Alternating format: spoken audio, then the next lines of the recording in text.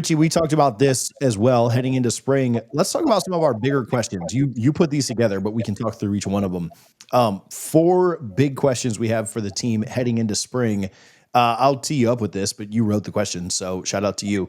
Can Herb Hand fix the offensive line? I don't know. All right, and that again, that's why it's a question heading into spring. He did a solid job at UCF. He brought one of his players over in the transfer portal. I think it's going to be a tough job because Alex Atkins for a while was the toast of the town. Like we all loved him. He was the greatest thing that ever happened since Mike Norvell.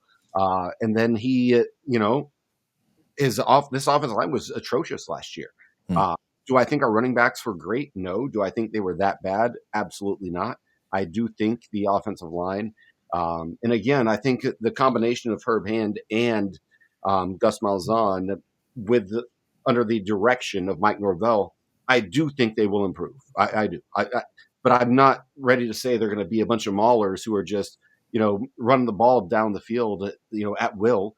And that's what concerns me a little bit, because if you cannot run the ball, then you cannot throw the ball, because the run sets up the pass. It's a adage old as time.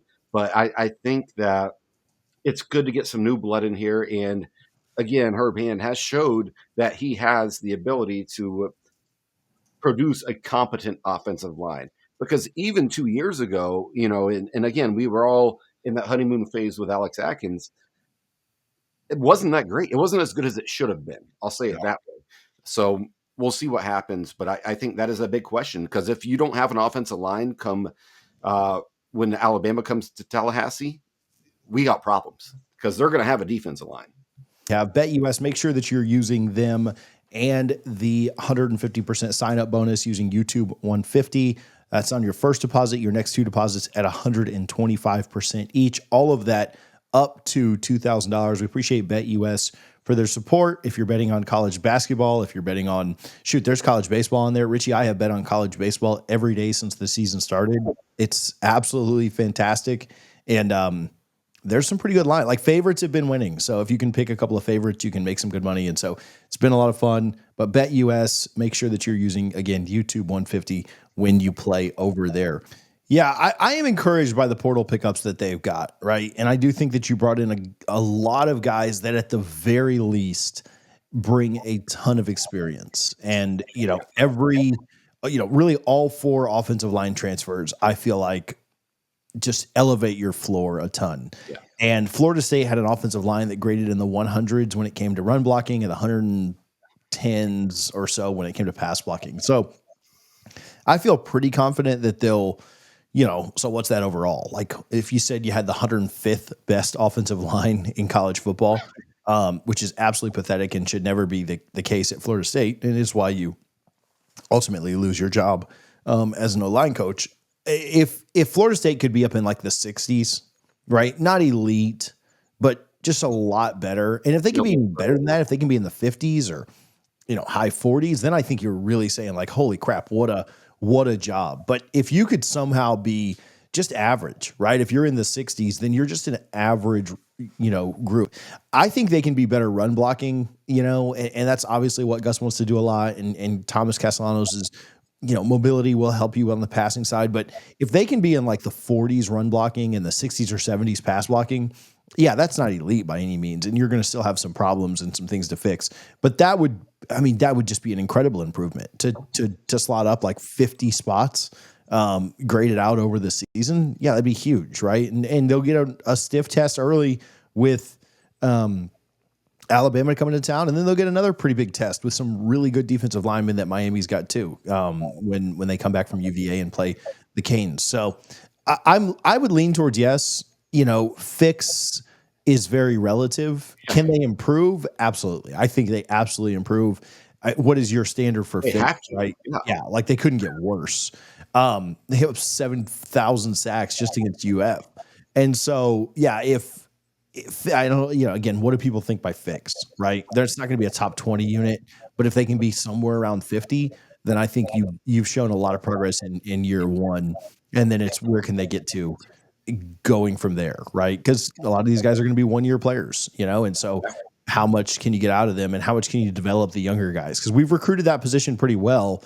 We just haven't developed them worth a crap. So your second question on here, the dynamic of Gus taking over play calling and Mike being more of a CEO. This is something I do worry about a little bit. You know, obviously, how many worries do you have after going 2-10, right? Like everything's a worry. But if things don't go super well under Gus early, is that something that Mike just kind of trusts the process with and lets him continue to call plays, or does Mike jump back in? Like this is always my worry when somebody hands this off, because I think as a head coach, it's ultimately, I mean, it's Gus's, you know, job that's on the line too. Don't get me wrong, but ultimately this is Mike's program, and nobody's going to.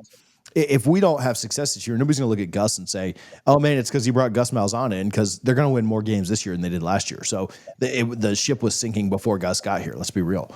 And so if things don't go well, does Mike take it back over? Does there become a power struggle? Does it?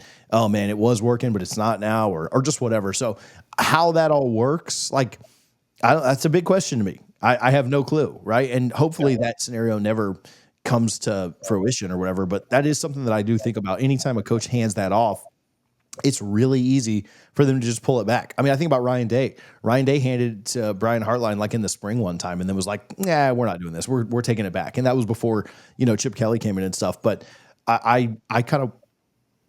I mean, I don't know how much I worry. I don't know if it's a huge worry, but it is something that does cross my mind with any time a coach hands this off. Yeah, no, it's definitely something. When you have an offensive-minded head coach who has called plays his entire career, whether he was a head coach or offensive coordinator, and it's difficult to hand that off. Even in my job, it's difficult for me to hand off responsibilities that I probably shouldn't be doing, that my managers under me should be doing, but I don't like doing it. And when you finally do, you better have a ton of trust in them. But I will say, I think it's easy to have a lot of trust in Gus Malzahn because, again, he was a head coach at an SEC school who went to a national championship game. So, it's you're not really taking a risk, so to speak. I mean, you are essentially because, again, Mike Norvell, he's the one that where the buck stops. Like you either get it done or you don't. And Michael Alford isn't going to go to Gus Malzahn and say what's going on. He's going to go to Mike Norvell and say, "Hey, what's going on?" That's just the way it works, the chain of command. So I think it's going to be interesting. I remember back when Jimbo first took the job in 2010, he said, "I have a 5-year plan to give up play calling." Well, guess what? He was here for 8 years and never gave up play calling. So it's a hard thing to do unless you truly trust the person that you're giving those duties to. And I think Mike Norvell probably does. I don't think he makes that hire if he wasn't confident. I don't think he would have hired just a random G5 offensive coordinator to come in and call plays if he wasn't extremely confident that he could truly hand off that duty. I think it's going to be good for Mike Norvell because it gives him more time to focus on other things in the program, mainly recruiting, which has not been great if we're being honest. But I do think there could potentially be a power struggle. I don't think it'll happen after game one. Everyone knows it's Alabama. I know Nick Saban's gone, but they are still Alabama. But if you get to week 6 and Norvell makes an announcement, "I'm taking over play calling," then this hire was a massive failure, in my opinion. Yeah, things have gone the wrong way for sure. Who steps up on the defensive line after a horrible run defense last year? I went first on the last one, but just thoughts here. Yeah, it's got to be one of the transfers, right? Like to your I mean, point, unless Jackson goes off, right? yeah, Daryl Jackson, it has to be the guy. That's the easy answer. But like we talked about earlier, we just don't know who's going to be the starting players, which is why I think it's so intriguing what spring is going to do for us in terms of obviously, yeah, we're not going to be able to see a spring game or anything, but you more so than myself, but myself as well, we will hear it rumblings from spring practice. I'll say that. So I'm really excited because these last few weeks, TJ, have been a little rough just scrambling for topics. But I do think this is a very important one. Um, I'm not sure who it is. Daryl Jackson has to be like that. He looked like an NFL player when he got to Tallahassee. And I'm honestly shocked he came back this year. And I think if he does what he needs to do, the 3 guys around him even if they're just average or slightly above average, we're going to see an extreme improvement. What are your thoughts? Yeah, I mean, I think you'd have to lean with Jackson, but I mean, I think a James Williams could really step up for you and be really, really good. Um, but yeah, like I don't know. I mean, you could. It's got to be somebody on the defensive line, though. You know, on the defense completely. Like I know your question was about D line specifically, but it's got to be somebody there. I just don't have any confidence in the linebacker room or the defensive back room because you could have a shutdown corner, but if you can't get any pressure, it doesn't matter, right? Like it doesn't matter if you have Deion Sanders out there. Yeah, If if the quarterback has 8 seconds to Right, throw, it doesn't yeah, matter, right? And so, yeah, I think you'll have better linebacker play than you've had over the last couple of years. I think you'll have, or just the last year, right? I think you had good linebacker play in 23, but I think you'll see a little bit better play there. I think defensive back will be fine, but yeah, I mean, I don't know. I mean, you're thinking it's got to be Daryl Jackson, like it's got to be it has to be. just like he's the most built for it. And maybe you get really good play out of somebody else that surprises you too. And if you do, you'll probably have one of the better defensive lines in the ACC, which helps you a ton, right? Like that's, you've got a lot of games that are very winnable in this conference. And so, but it's got to be Jackson. Like if it's not him, to me, that's kind of where it all starts and We're in stops. trouble. Yeah. Yeah, if it's not him, you're probably gonna have a pretty bad defensive line. If it is him, there's just not enough depth there. If it is him, then I think you've got a chance to be good. And then the second unit, we'll finish up with this one. Do we have enough capable linebackers? Like, who's your starting? Like, do you have a starting three in mind right now? Like, what are your thoughts on that position? I think Lundy for sure. I think Nicholson has a chance. Um, Omar Graham. I think those are my three heading into spring, and hopefully some guys are able to push them. And that's the thing when you lack depth. Lundy's not back, is he? Wasn't last year's last year? He was a redshirt senior last I year. thought he was back, but if he's not, then scrap him. But that's the problem when you have a lack of depth at any position. You don't have people pushing you, right? It's a problem because you're like, oh, my job's fine. Unless you're highly, highly self motivated, it won't make a difference. But Right. I definitely think Nicholson and Omar Graham are two that could really make a difference if they take that next step. And again, we're talking a lot about players from different positions taking that next step. That's not a good thing to be talking about right now. Yeah, not the most idea. Yeah, Lundy not on the not. He was a senior last year. Yeah, I Okay. mean, I think Juice Cryer could be Crier, yeah. one that you see some things out of. I mean, there's just not a ton there. Can a young guy step up? I mean, they got the Elijah Herring transfer, the Caleb Lavelli transfer from UNC. Does one of those guys kind of step up and give you something that you weren't expecting? I mean, I think it's going to come down. I don't know.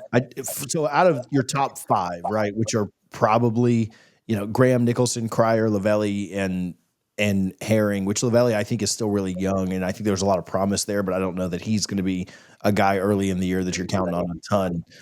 You know, I think I don't know. I don't know that you have enough capable linebackers to be very No, honest with you. Like I think the question the is answer is no. Yeah. unless you get surprised, right? Like, can a young guy step up? Can a Pritchard or you know Hickman Collins or somebody that you're just not expecting at all? I mean, I certainly wouldn't bet on that. But yeah, they haven't recruited that position well enough. I think they did fine in the portal.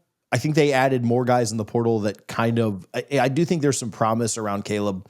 I don't know that he's going to be ready to go to go blow up Alabama or anything like that. So I think they did okay in the portal, but you basically just added some guys that kind of give you a little bit more depth. But I don't know that there are any difference makers in that room. Omar Graham Jr. did get way better throughout the year. Blake could be really good for you. Juice Cryer has done some good things. So if those three guys play as well as they can, I think you could have a pretty solid unit. I think you could have you know, like an average unit, like maybe How to stay healthy. If yeah, you have one man go down, you're in trouble. yeah. I think you have to change, especially based on their scheme that they want to run. Like instead of running more 4-2-5, they want to run a 3-3-5, and you're going to have more linebackers on the field at any given time. And so, yeah, I mean, I would say no right now, but maybe the spring will change our minds. So I don't know. I think the linebacker play will be better than it was last year, but I certainly don't have the warm and fuzzies on that position specifically.